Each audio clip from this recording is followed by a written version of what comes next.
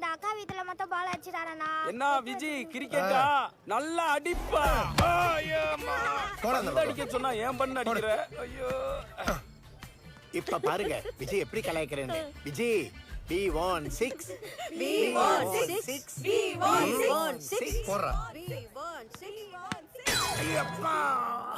பெரிய எங்க வீட்டு மாப்பிள்ள ஆரியா எப்பவும் பொண்ணும் கூடியே தான் இருப்பாரு.